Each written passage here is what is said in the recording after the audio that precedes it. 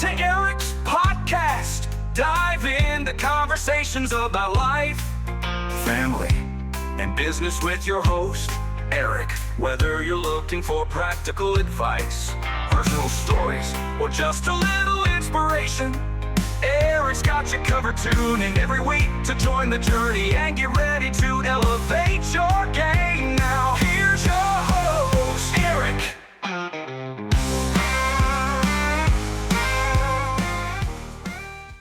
Hello, ladies and gentlemen. Welcome back to another episode of the Eric's podcast. I'm your host, Eric.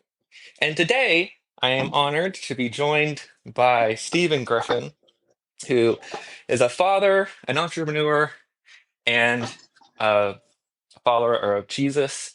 And he has some great stories to tell us, how he got into his entrepreneurship, how the Lord has shown up for him, and his path to how he got to where he is now. And we'll go into some questions that I have for us in terms of how he got through tough times, and how his faith shaped the way that he looks at life and the way that he approaches business. So thank you for joining me today. How are you Thank you, doing? Eric.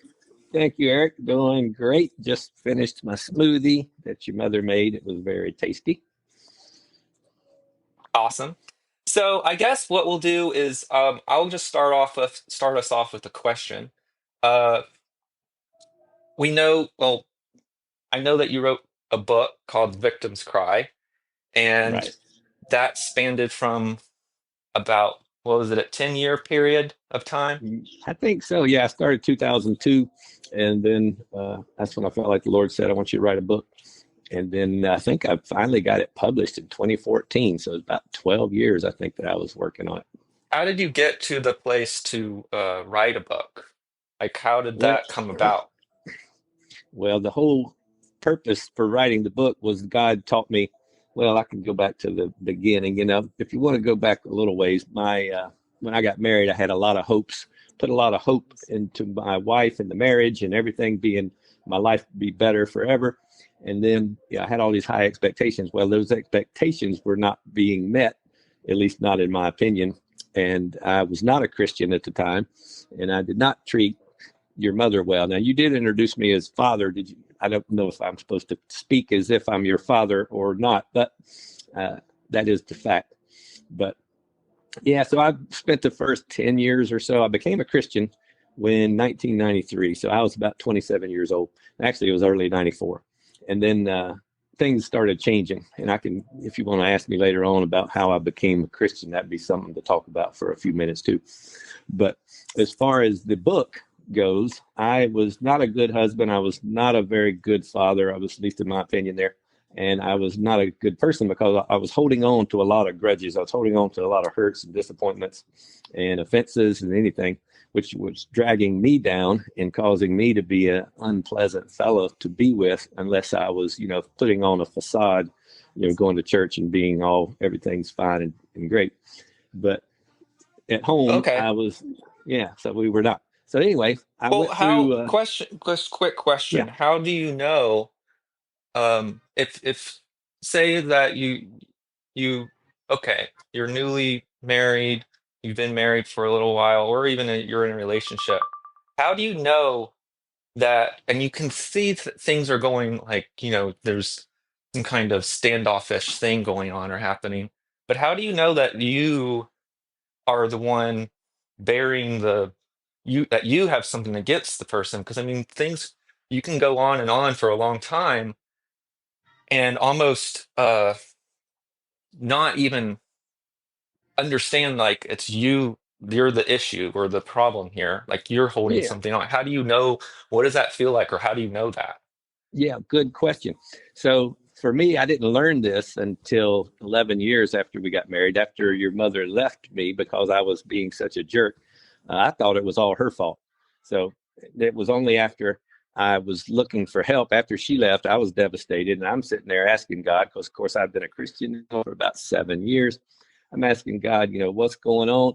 What do I need to do? Why is she leaving me? Well, I got into a place where I was dependent on God. See, I had depended on my wife to be my life, and I put my hope for happiness in her. And so when I put her on that pedestal and she did something that was not what I thought the pedestal person should do, I was disappointed in her reaction, and I held that against her for many, many years. And then God showed me that it was my fault for holding things against her. And what happens is, and you asked the question about how do you know when you're holding something? When you look at a person and you don't see beauty, you don't see respectability, if you don't see happy, a person that you really want to be with, if you're not happy to be with the person, then that's normally because you're holding something against them, or at least that's, for me, in my case, that's usually the reason. Of course, a negative person is going to bring everybody down. That's just the way people can be. But when you know that you can't look at a person, you don't wish them well, you don't think they're attractive anymore, then generally it seems to me, in my experience, that that's because you're holding things against them. So that's what I had been doing. So it took about a month for me to go through a list of things that God showed me that I had held against my wife, and let those go. Each one of those issues, whether I looked at it like I wrote it on a piece of paper and marked it off and said, I'm letting this go. I'm giving this to you, Lord. And one of the things that I have to remind myself over and over is that God's word says that, well, Jesus said that, come to me when you're weary and burdened, and I will give you rest. And so that's one. And then there's another one where it's cast all your cares on me because, on God, because he cares for you. And there's another one that I remembered a lot. Well, one is Psalm 69:9. The insults of those who insult you fall on me. And then one of the last ones was where Paul said in Ephesians, your battle is not against flesh and blood. It's not against your wife. Your battle is against the spiritual forces of darkness that come along and try to break up your family, break up your marriage. So after thinking through all these nice little verses, I'm like, okay, I'm putting this together. And God said, it is mine to avenge. I will repay, says Yahweh. So it's like, okay, the insults of those who insult me fall on you. So in order for them to fall, I have to let them go. And so that's what I had to learn to do. Some people say, well, why don't God take them away? Because he's not going to do that. We have to consciously, spiritually let things go in order for God to take them, for them to fall on him and his account. And then he takes it from there. It's like we're holding the evidence and we're concealing the evidence of being done wrong when we hold grudges. And because since we're created in the image of God, our natural inclination is to want to see justice served. And God is a God of justice, and it's his job. As he said, it is mine to avenge, I will repay. So when someone hurts us, it's not, some people say, oh, an eye for an eye, a tooth for a tooth. It's like, well, that's what God told Moses to do after there had been a trial where there had been two or more witnesses who bring evidence to the judge, who then makes the decision after finding the person guilty. Then that's the sentence that God issued, an eye for an eye, tooth for a tooth. It's not ever our place to judge those who hurt us. In fact, Jesus even said, bless those who persecute you, bless those who hurt you. So it's not ever our place as individuals to act as judges against the people we blame for troubles. So when you go back to letting it go, is, we're taught to say, I'm sorry. We're taught to say, oh, I forgive you. And it seems to be that is as far as it goes. But is there more to what's happening, like what's actually happening, or is it just the words that Oh, no, matter? there's good question. There's a lot more that goes into it. That's why it's a process. I mean, sometimes, if somebody cuts you off in traffic, you say a few words, you make a few gestures, and then you can choose to either hold on to that and continue thinking thoughts that are bad toward the person whose car is now in front of you, or you can choose to say, God, I'm changing my mind. I'm not going to hold this against them. I'm going to let this go. I'm going to drop it, knowing that it falls onto your docket of activity or whatever you want to call it. And then all of a sudden you feel lightweight, you feel lighthearted. You don't have the grudge. You don't have the compulsion to judge and condemn the person anymore, because after you have specifically identified what it was that you held because of their action.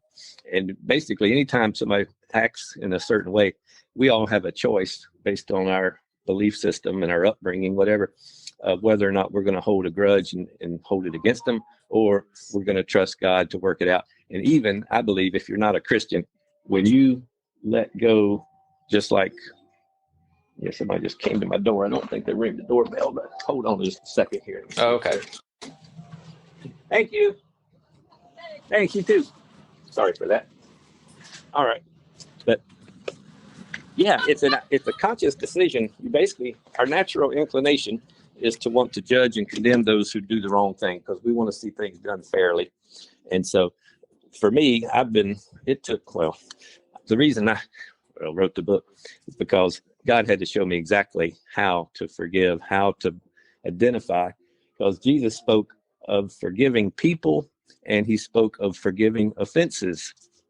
And so there's two different things. In order to forgive a person, you have to first identify and release any offense that you're holding against that person, because as long as you hold on to an offense or a hurt or disappointment, you're going to naturally feel compelled to judge and condemn the person.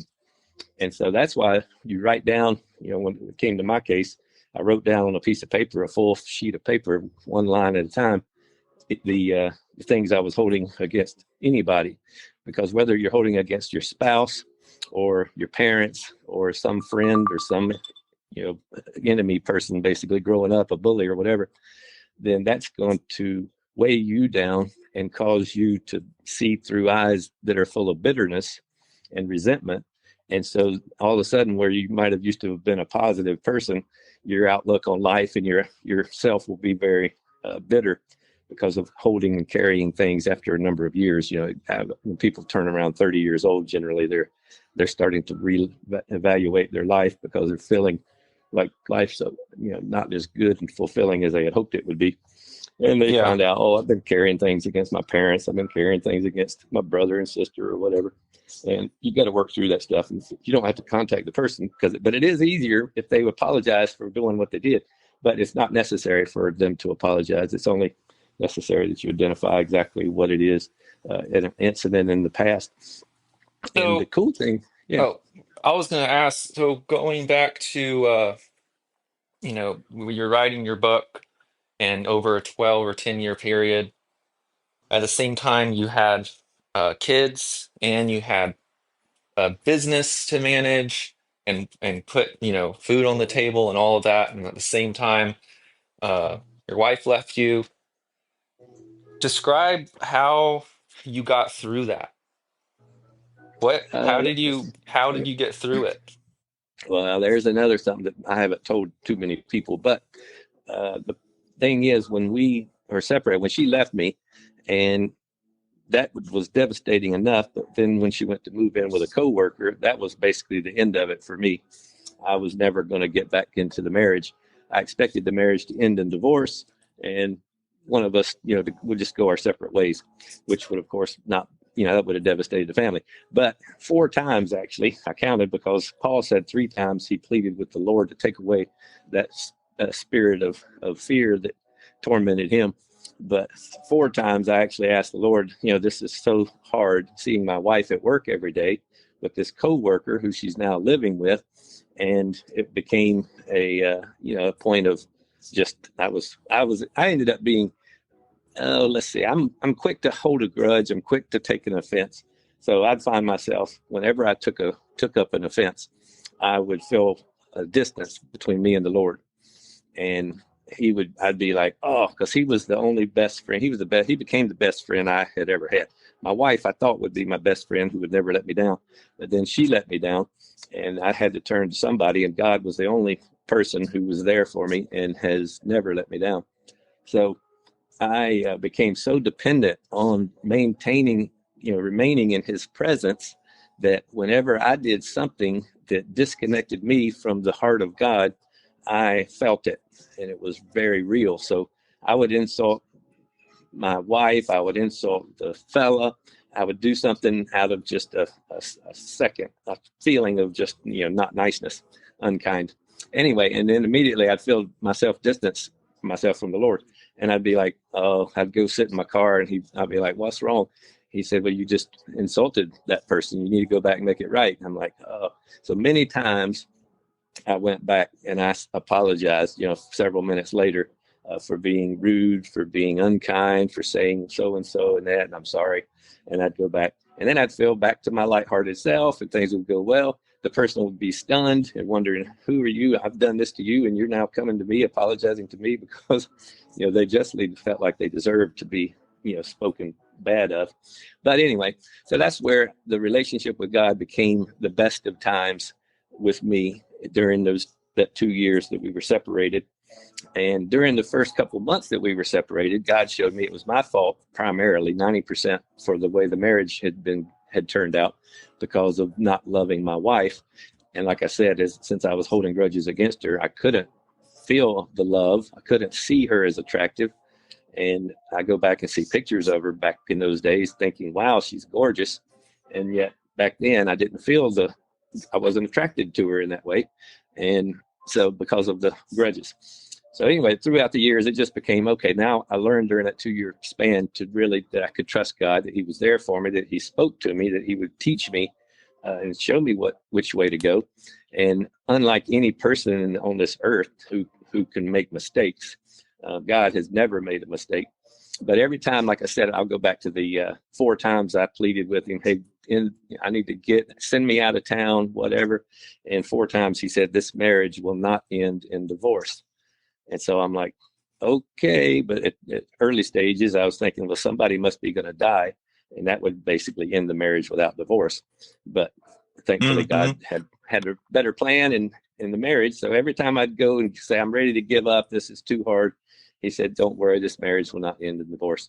So in the end, he was faithful, and like he always is. And that's where you asked early on about faith, how faith has brought me through things. And faith, according to Hebrews, in my experience, faith comes by hearing God's voice and then choosing to believe what you hear him say, and then you act on it, and then you see God's faithfulness in reality shaping up in your life. And so that's exactly what he said. And I can go into an example about our first company, in that same way. Yeah, go into how you got into the business and a little bit of what led up to that because So after I became a Christian, then I wanted to do what God wanted me to do, and I would trust him. So when I felt like he was sending us in one direction, then I'd quit my job and go in that direction, and then it would be like, oh, this ain't working out like I hoped it would. Go back and start over, go back. And then my wife, your mother, would be like, oh, I think we should do this. And I wasn't at that time really committed to only doing what I felt like the Lord was saying to do. And so I would just listen to whatever she said and do whatever she said. But a lot of what she said was based on emotions and based on, her own senses of security, where she felt like she'd be safer and more around people who loved her more. I think was probably a lot of it, because she didn't get that much from me, but she did get it a lot from her friends. So anyway, through 1996, we moved 6 times across the state of North Carolina. And that was just it for me. I'm like, all right, no more of this. From now on, we're going to pray. We're going to pray together, and we're going to see what God says, because this idea of just going here and there because it makes sense or whatever is not working. So at that time, in 97, 98, we started listening to God more. And then the church group we were with, they were going to start a church in Boone. And so we were among the friends of the people who were all going, the 5 families. I think there were three or 4 families down in Wilmington that went up. But anyway, Angel was like, oh, we're gonna go to Boone with them. I'm like, we're not going until the Lord says go. And so October of 99, the Lord said, I believe it's 99, he said, all right, it's time for you to go. So I'm like, now get ready to go. You're going to be going. So I'm like, okay. And in July of 99, I had the best job that I had had up to that point in my life, an engineering job. It was great. And in July of 99, the boss said, we have to cut your pay by 25%. And it's like, wow, I was the only breadwinner in the family. And so that was a big hit, but I didn't just quit the job. The Lord said, hang on, you'll get through this, and I'll show you when it's time to move to something else. So then throughout the fall, after he said, you guys are going to go to Boone, then I'm like, okay. So then all the other fathers had gotten jobs up in the Boone area by December, and I didn't have a job yet, and I didn't feel pressured except for my wife saying, you need to get a job because we're moving up when the church starts in March. And I'm like, oh, God didn't say do it. I'm not doing it. So I had to basically, those experiences we had had together, and just had taught me that I needed to be more focused on God and what he's saying so that I don't run my family all over the place for no good reason. So those experiences actually proved to be learning experiences, which was good.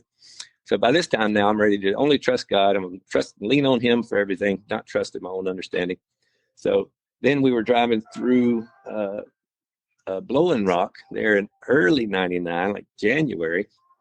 And I saw a vision of me managing properties and doing maintenance on properties for homeowners who had homes in Blowing Rock area, but lived in places like Charlotte or Florida or wherever. And I got excited. I was like, yay, something jumped in my spirit and said, yay, this is what I'd love to do. And then I started thinking, and then I thought, well, it's going to take a lot of money, and I've got to stay busy. I got bills And to you didn't have pay. any And experience either to even how to even manage a business exactly. or anything. No, I didn't have experience managing property, but I did have experience gutter cleaning and roofing and doing Oh, okay. maintenance on my car, maintenance on my house. So I could handle maintenance, and also did roofing work. Yeah, when I was in college, with your grandfather, Poppy. Hmm. Then I was working with him, so and God had brought me through. And there's another long list of stories. I'm not going to sit there and go through it, but yeah, I'd be driving through life, and God would speak to me, and just that's how my whole journey started. Actually, but I don't want to jump off the tracks and move down a path. But that was my salvation experience. Was another journey that's a very really cool story. But back to the other story. There we were in '99. Saw myself having this property management position, which was awesome. But then I'm like, can't do it, Lord. If you want it to happen, you'll have to do it. I just have to have a job that pays, and that was probably his plan. He just planted the seed, because two and a half years later, so I ended up getting a job. Actually, we were driving back to Wilmington from Boone one weekend in January when the Lord said, it's time for you to get your job. I'm like, cool. So felt like I was supposed to pick up a Hickory paper, Hickory Daily Record, and look through the want ads, and I found two in there. One was Secor for an engineering position, and one was CommScope for an engineering position. And the CommScope position looked great because it was an equipment engineer, which is what I had been doing as an engineer, doing automation, building machines, designing machines, drawing up the drawings for the machine parts and all that. So the equipment engineer was perfectly suited for me since I had that experience. And so I called, I sent in my resume, and then they called me for an interview, went to the interview, got the job. And because we had moved so many times in the past, I told the Lord, I said, well, I don't want to pack up. I don't want to move anything. I want somebody else to do it all. I'm tired of boxing up stuff and packing up stuff. And I want a house that I can, I want to end up in a house with a creek, and I want to have a nice house and a fireplace and all this stuff. So it turns out that the company made me an offer. They were paying a $5,000 sign-on bonus. They paid for all the moving expenses for Grable van lines to come in, pack everything up, put everything in their truck, keep it all in storage while we found the house. So they put us up in a condominium there in Hickory while we were looking for a house. And 6 weeks later, we had closed on our house in Lenore, and then moved in, and it has the creek and the fireplace and all the good stuff that I had asked for. And so that was really cool. And then 2 years, it was 2 years after that, 2000, the year was 2000. Okay, it was 2000. So it must have been 98 and 99 was the winter. Anyway, this was 2 years after that initial time, 2.5 years after that initial vision of seeing me as a property management. So some people in the new church that we had started with the other families owned a real estate company in Blowing Rock, and they said they were looking for a manager. Now, this was the year 2000. It's an election year. People don't spend like they do in a non-election year. They're very cautious with how they spend. So their business had dropped off to very low numbers, and they were struggling. and they were looking to offload the property management side of the business because the sales side was a little more lucrative and profitable than the property management. Took too many people to run it. So they were looking for somebody, and the owner of the business was looking to sell the business to the previous owner. The previous owner of the business had come to him and said, "Hey, I'd like to buy the business, and I'll give you $200,000 for the business." And they were to have a meeting on Saturday, but on Friday, and this was in May. Yeah, it was in May. But on Friday, the owner, Bernie, he felt like the Lord told him, "Don't meet with," I can't remember his name, the other guy, "but don't meet with him until you speak with the pastor of the church, the new church we're at, Pastor Tom." And he was like, "Well, I don't know why." Well, he just happened to have the pastor. He had just recently gotten the pastor's phone number, had it in his back pocket. So he pulled out the phone number, called up Pastor Tom. Tom said, "Well, I'll pray about it. I have no idea why you would call, why the Lord would ask you to call me."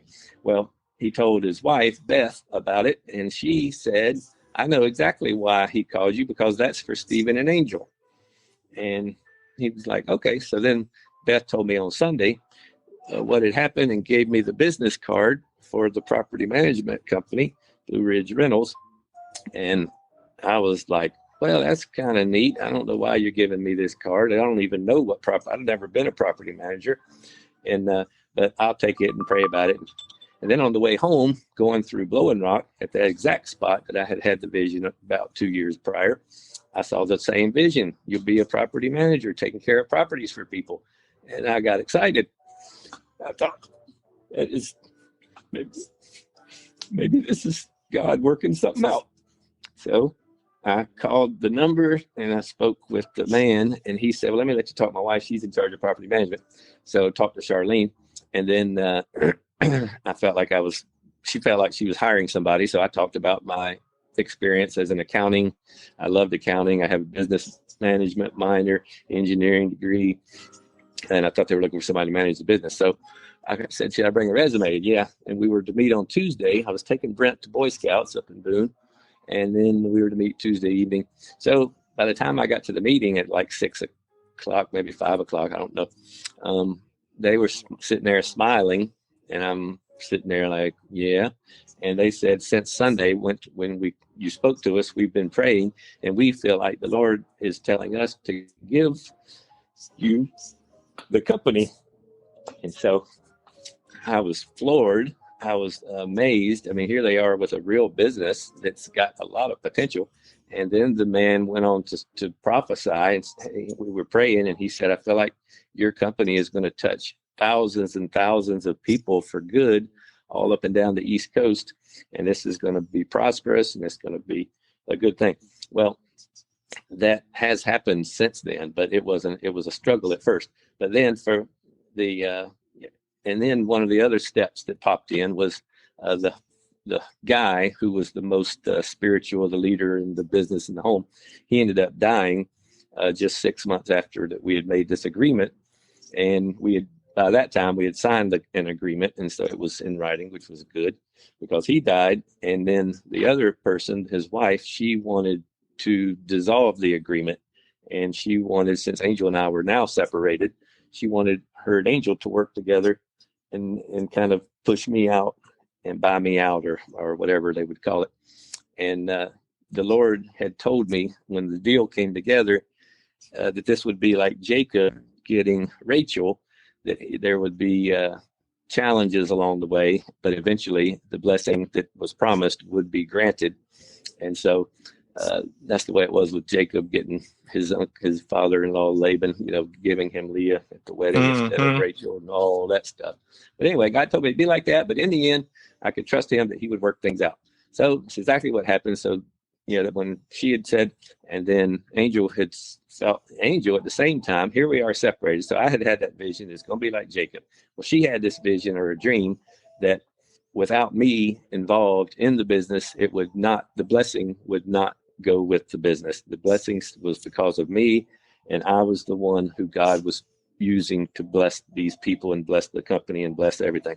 So we made a great team, but it was God told my wife that it was me who the blessing was with regarding this business.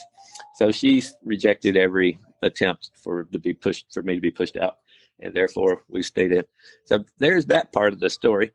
And do you want to hear how it went after that, and how we ended up after I had promised I'd never be back with your mother, how things changed? Oh yeah, we sure we can go into that. Oh yeah, well this is all about what God does in people's lives, which is cool. So anyway, so I was convinced, and this was December of 2002. In April of 2002 is when I felt like the Lord said, I was sitting on the front porch at the house in Lenore, I want you to write a book. And I'm like, really? Well, okay, well, if you'll tell me what to say, I'll write a book. I said, what do you want me to call it? And he said, The Victim's Cry. I'm like, really? Seems like a dud of a title to me, but okay. And I checked with him 2 or 3 more times, and he's like, yeah, that's what I want you to call it, The Victim's Cry. I'm like, okay. Anyway, but I had learned through, people will often ask me, how do you know the voice of the Lord? How do you sit there and say that God's speaking to you and it's not your own brain or something? And what I found was throughout the time that I was driving back and forth to Comscope, my mom gave me a copy of the full Bible, the NIV at the time, the 1984 version, which is the only real accurate one in that translation. And I listened to that every day going back and forth to my hour there, an hour back to work. So I heard the Bible over and over and over. And what I've learned is if you open up your mind, you open up your heart, basically you shut your mind off more or less, but you open up your heart to listen, then the author of the Bible will speak to you, and you'll learn how he speaks and the voice that he speaks in. His tone is always loving. It's always instructive. It's never condemning, never harsh at all, and always loving and merciful. It's very consoling, very calming, very excellent when you hear God's voice. So I got used to hearing his voice all of the time, driving back and forth, listening to the word of God in his spirit speaking to me. So then anytime I was out and about doing anything, I could hear his same voice. I'd be like, hey, I know that voice. And I know it's not me coming up with this. So I learned to hear his voice. So there I was in 2002, the fall of 2002, and I was determined that I wasn't going to trust my wife anymore. She had left me and been gone and been with another man or whatever. And so I was determined that we would just be friends. We'd never get back together.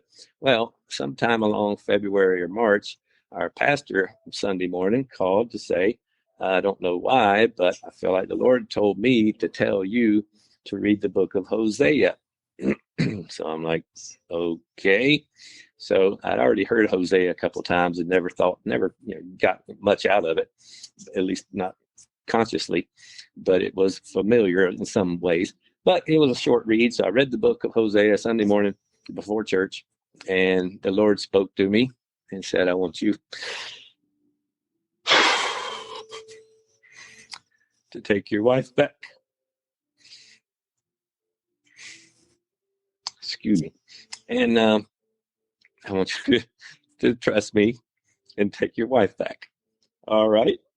He's shown himself, and I haven't even told 6 or 10 other stories about how he's proven himself through these years of how he is faithful. And anytime he speaks, whatever he says, I can trust that he's going to pull off, and it's going to be great. So take your wife back.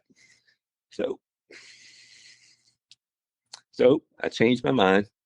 I decided, all right, I can trust you. My own opinion doesn't mean a hill of beans. When God says one thing and I'm thinking another, forget what I think. I'm going to turn and trust in God because he's always come through. And he did, as usual. So we got back together, and at the same time, he was giving her dreams that she was standing outside of this glass window with a curtain of, one of those just light white curtains that you can kind of barely see through. So she was standing behind this veil of a curtain, seeing me and the family on the other side, and she was on the cold side of the good side. And so the Lord told her that she needed to come back home and let go of this life that she had gotten herself into and come back to our family, which is exactly what she did. So God has a way of working things out that we can't figure out. And that's what I've discovered through the years, that he can always be trusted. So there we came back together, and moved back together, and then the whole family was reunited, and I was still somewhat unhealed in areas in my childhood, and I can go into that next if you want to. Um, I think so. Okay. Hmm. Yeah, where do we want to go into? What do we want to talk about next? We can talk a little bit about uh running Blue Ridge Rentals. Actually, that's a There good you idea. Running Yep. Blue Ridge Rentals and as being a an employer employing people, have you what's some of what's one of your what are some of your biggest what were some of your biggest struggles in terms of Oh, dealing well, with your employees and dealing with people when um they've screwed you over? yeah, that's a good way of putting it. I mean, anyway, yeah, there were, I had one contractor employee. When you talking about the biggest, so I have about three things that pop, three, maybe four pop in my head, five or six now.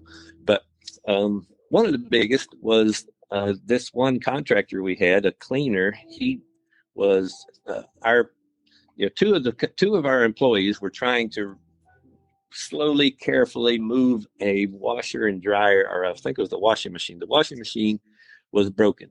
So they were going there to pick up the washing machine, take it over to be repaired.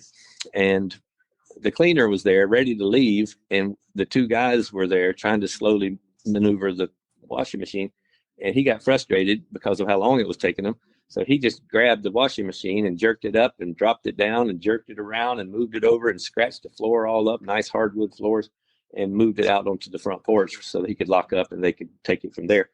And the two guys were like standing there seeing all the damage this guy was causing, and they were just shaking their heads. And like, immediately after they left, they called to say exactly what had happened, and this fella did it.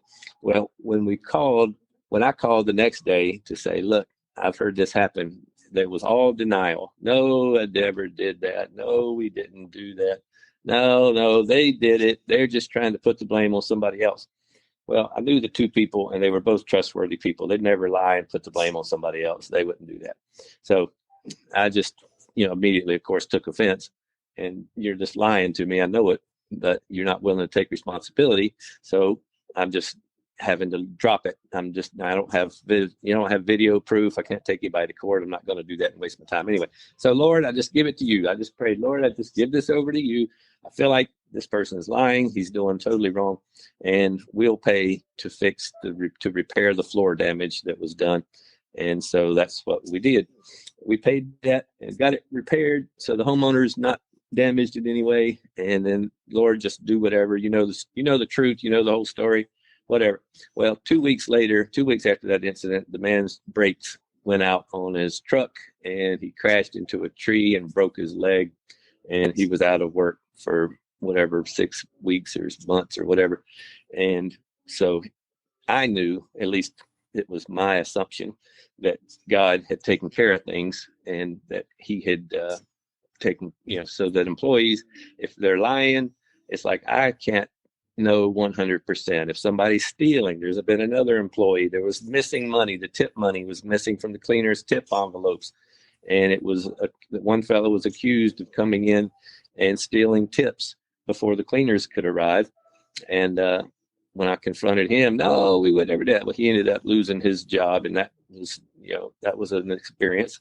And then the other homeowners who came to us demanding that we do things, I had one homeowner get upset to me over something that I was not at fault, but completely blamed me. And within a month, the man had a stroke and ended up having terrible incidents after I forgave him. One homeowner called me in a rage about something that wasn't my fault and blasted me till I felt like I had bats swimming around my head. And I had to take 30 minutes to sit in the car and just pray and ask God to get rid of, I had to let go of these things. And the next morning, or maybe the same afternoon, the lady called in tears saying she's sorry that she was so angry and mean toward me. And I'm like, well, that's nice, God. Thank you for working that out. I don't know what he did or what he put in this lady's mind, but he fixed it. And every time that I've ever had a situation like that in business, I've had, the God's always worked it out when I've let things go. The worst probably took us a month to get through this very stressful month, when I had a man's hot tub was somehow, I don't know, not doing right. So he blamed us for his hot tub not working right. So he wanted a year's worth of maintenance fees, hot tub fees, refunded to him. So like $1,200 at the time, that was a bunch of money. And we had no intention of paying the man back. We went to an attorney. We stressed and stressed, went to an attorney. The attorney laughed at us. He said, if he was asking for more than $30,000, then that would be something to be wondering about. But for $1,200, just pay the man and forget about it. And so we're like, well, that's one idea.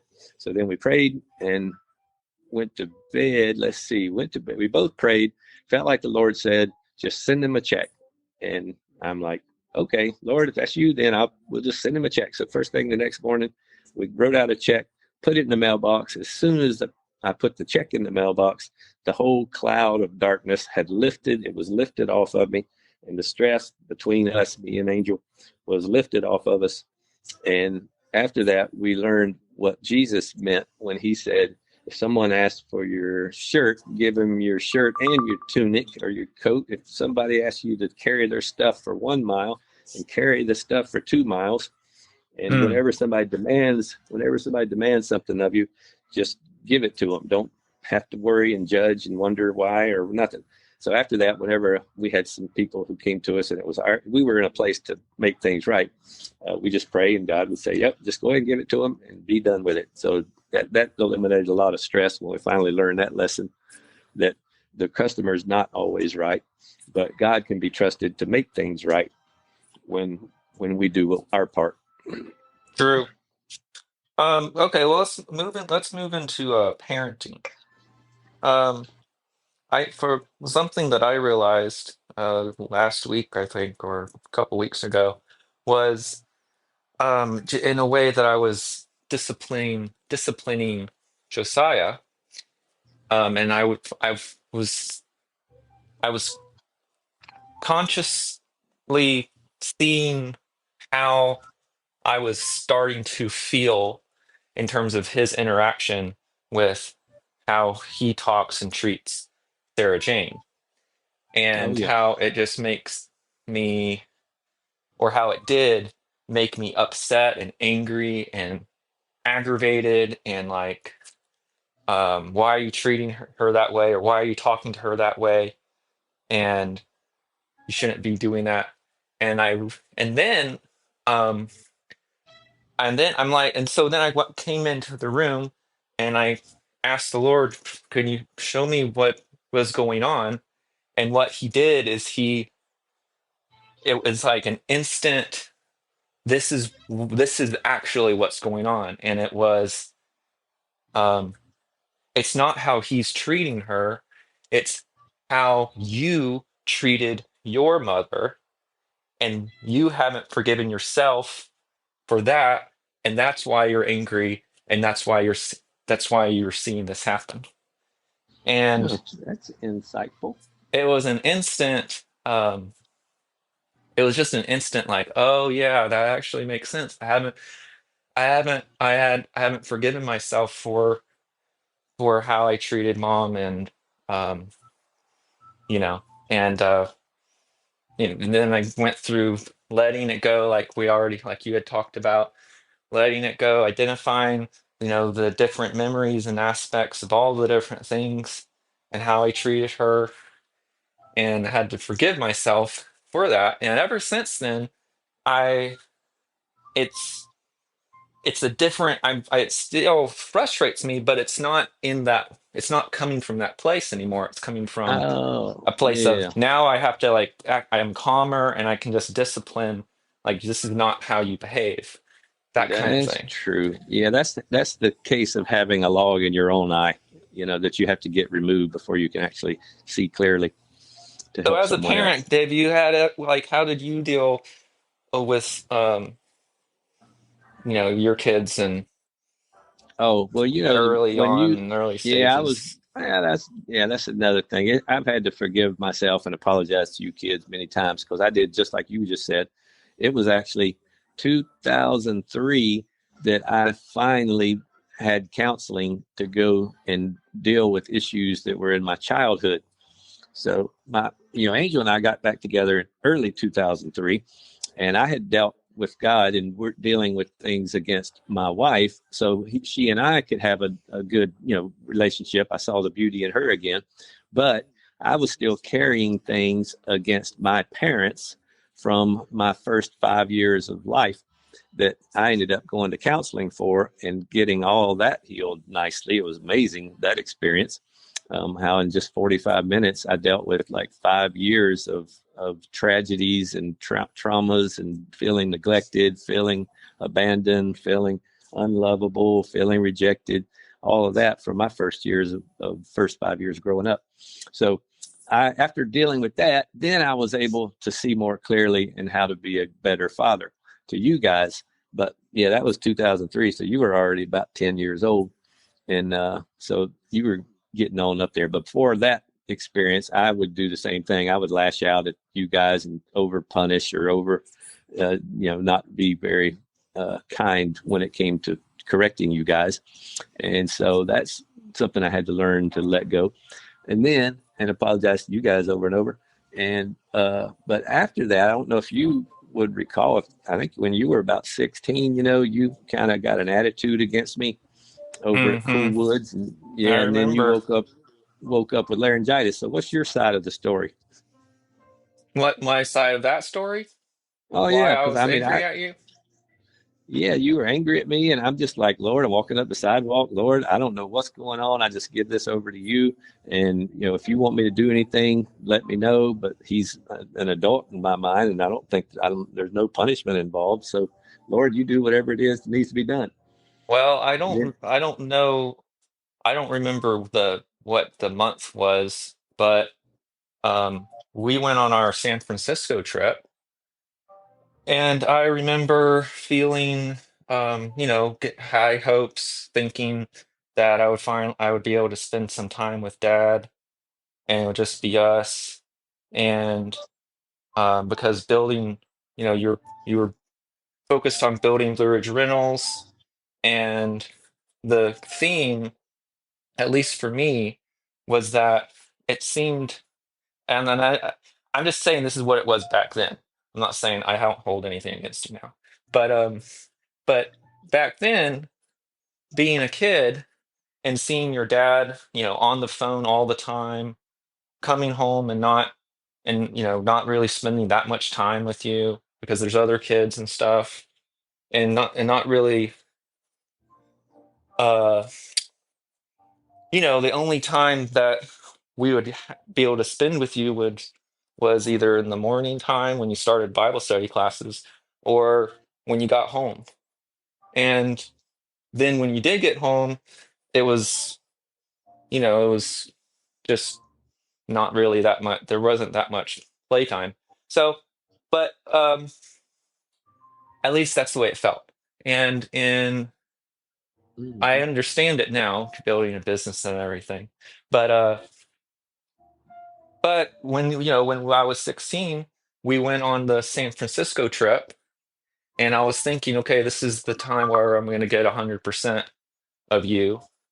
And Mhm. what ended up happening, while it was fun, I felt let down Mhm. because I had put so much hope in thinking like you're not going to be on your phone anymore, and it ended up being that you were on your phone most of the time talking to Casey.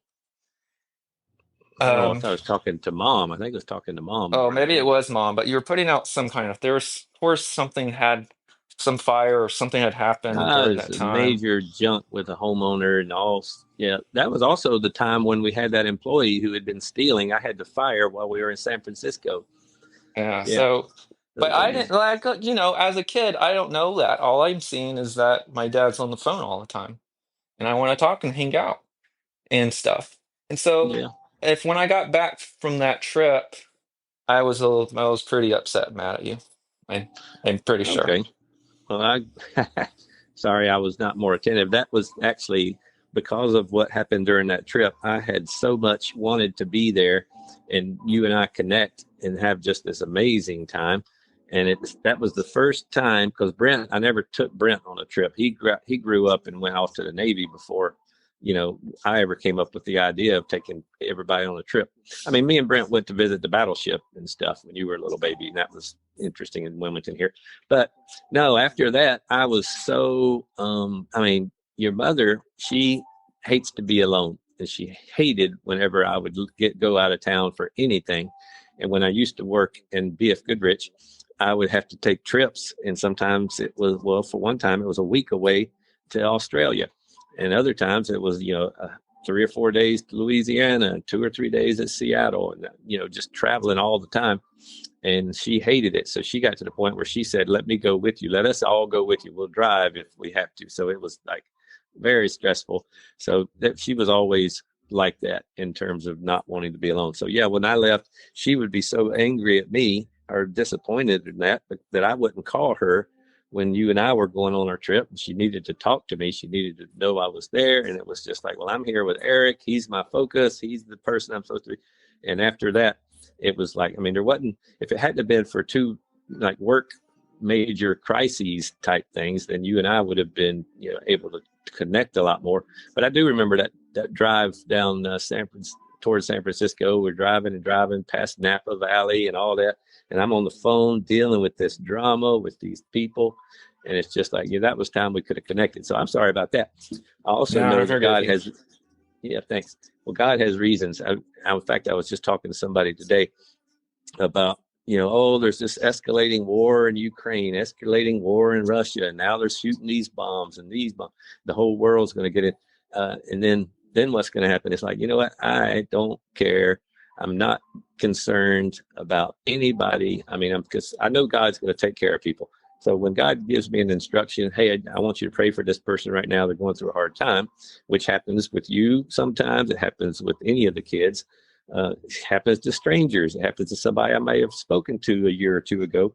God will say, I'll bring them to mind. I want you to pray for this person. So I do that. And then I try to do my best to treat others right and try to give them value. And so when it comes to, the trip, yeah, it was disappointing for me because it was frustrating that I had to deal with these work things and it was not fair to you. And then for the next times, at least one thing I could control was I could text Angel and say, hey, how you doing? You having a good day? That's when we did these little these 30-second videos and just sent them around to people so that they would know we're okay and we're doing good and we're having our time together. But yeah, you were the first kind of like test subject on that whole thing. And Hmm. it was a lot of junk thrown at us that had never happened before. So that's the way it went. And like I said, the Lord has ways of working things out. And I figured that would be a learning experience of some type. Years later, I figured, well, there was a reason that he let that happen. It wasn't all my failures, but there was things beyond my control. So that was that. Yeah. Well, Oh, but that was what I was going to say though, because that one incident, was that you had spoken to me in a way that I did not think I deserved. Very, yeah, angry and harsh. And I'm just like, God, yeah, I'm going to let this go and give it to you. Let you carry this because I don't know what to do with this 16-year-old. And anyway, you woke up in the morning with laryngitis for the first time ever in your life. And I remember saying, hey, you think this has anything to do with the way you spoke to me yesterday? And you kind of smiled and nodded your head.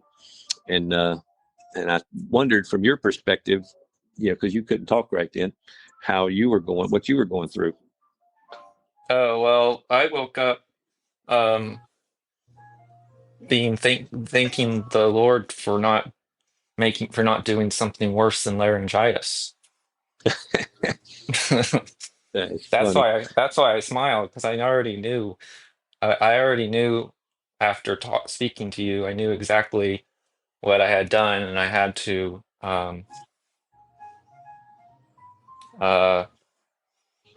What's the Face word? the consequences. Face Yeah, the I knew I was consequences. going to face the consequences, but I was willing to. Yeah, So, well, that's good. So God has a way of working it out, and I'm sure you learned a lesson, and I learned again another notch in the belt of God's faithfulness, that I don't have to be the one who solves all the problems. I can let go of anything and let Him do it, and just listen when asking Him, "What do you want me to do? Just tell me what to do, and I'll do it." And then, in this case, it was just like, "You don't need to do anything. I'll take care of it." Yeah. There's another cool story if you want me to tell about the police. oh, sure. I mean, we're at our time right now, but if you want to extend it, that we can keep going if you want to. Oh, okay. Well, yeah, that was just another story that you start off the whole thing saying how's God worked in your business and your life and taught you this and that. So this is His faithfulness. Another time, so we drove to Walmart one night on a Friday, and we went inside to grab some things. I think it was probably some DVDs. We were looking for something to watch on TV before we went to the Japanese drive-through, and the came back to the car, and I had a camera hanging over the seat that was stolen, that was missing, and a tape recorder that I used to listen to the Bible, and that was missing. And there was some, I don't know, maybe something else that was missing. But then the bag of keys to all the properties was missing. So I was okay losing a camera. Okay, somebody robbed me of this. They took the coins out of my coin thing. They, took, whatever, all of my tape recorder. Anyway, but then when I saw the keys were missing, I went into full meltdown panic mode, thinking, oh no, I'm responsible for the safety or security of these people's homes that we're managing. And now all of a sudden I've let the keys be stolen. And now they can just see the name on the key and see, figure out on our website what the house looks like. They can wander around and figure out everything based on the location, and they can go rob the houses. And I was just like torn up with that. And so that night I went into prayer mode and said, Lord, I'm devastated. Can you help? Can you I don't know what to do. I figured I was going to have to pay to have all these houses rekeyed, which is going to be, let's see, 75 houses times $100 each house, $7,500, which we didn't have. Anyway, right as soon as I asked the Lord, can you do anything? He said, don't worry, I'll take care of it. And I'm like, really? Okay. Well, that took about 50% of my stress away because, I'd known He's faithful. But this was in 2002. So this was early days of really trusting God.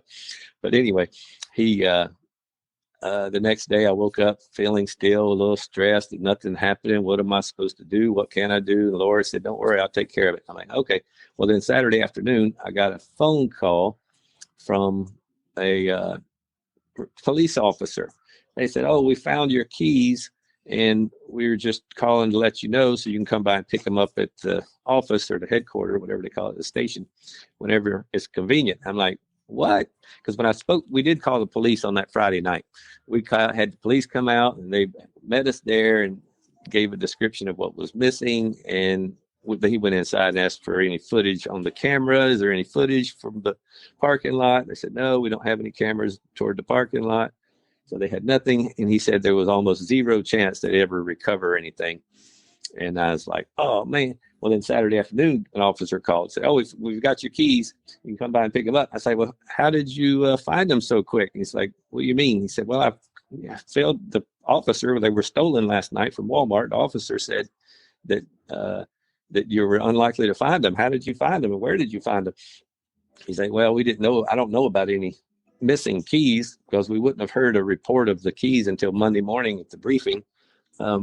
So we didn't know that, but an officer just happened to be riding around sagebrush and just had the idea that he needed to check the dumpster to see if there was anything in there. And then he shined the flashlight and saw our key bags sitting there and thought they were valuable and they would be important to you guys. I'm like, what? So Wow. nobody even knew about it. The officer just got this random idea in his head to look for something in the dumpster, saw the keys and got them. And then at Sunday morning, we went to the station and picked up the keys. And it was like, God is good. The Lord has been real good to me. So that's just another thing. You can always trust God, but you got to listen. That's the key. You can carry around worries and anxieties and anxious thoughts, all day long. And that's just going to make you stressed out. You're going to have adrenal fatigues and all sorts. But if you just ask God what he wants you to do and just turn every care over to him and listen and let him tell you and ask him questions. So when you say, I'm feeling this, what is that? Should I be worried? Are we safe here? We're getting ready to get on a plane. Should we get on this plane? Are we going to be okay? Our tire on Sunday this week, our tire was flat coming after leaving the house, after picking up a Christmas tree on Saturday. Got in the car to leave on Sunday, and all of a sudden we see the tire pressure is saying it's only 15 psi. So we went back home and pulled up and saw that there's a rock in the tire, and the tire wouldn't hold air, of course. So I put on the spare and prayed, God, are we going to be okay? He said, yep, you're going to be fine. Drive to Charlotte and drive back to Wilmington. So when Mom looked at it, she's like, I don't know about this. And anyway, I said, well, I've already prayed. The Lord said it's fine. So she's like, okay. So we made it fine, and we just changed the tire, plugged the tire today, and got it back to normal. So everywhere you go, you got to ask God if it's okay, even if it's just driving across town, which way you want me to go, so that you don't end up getting in a wreck. Awesome. Well, thank you so much for your time. This is a great episode. And is there anything, any one piece of advice that if you were to give and be asked, what's one piece of advice for my business or relationship? What would you give? What would you say? Yeah, it's the same thing, but there's one thing that occurred to me to say, but I didn't. But the Lord told me the one piece of advice is to always be attentive to his voice. He said, my sheep hear my voice and they follow me. So that's the one thing in every aspect of life, whether it's your work or it's your vacation or anything, always listen to what God's saying. You need to ask him the questions and listen to his answers regarding your work decisions, your everything decisions, and let him inspire you to move in the right direction that brings the most fulfillment and prosperity. That would be it. Awesome. Okay. Well, I hope you have a great day, and I'll talk to you later on next time. Oh, okay, Eric. It's been fun. Talk to you later.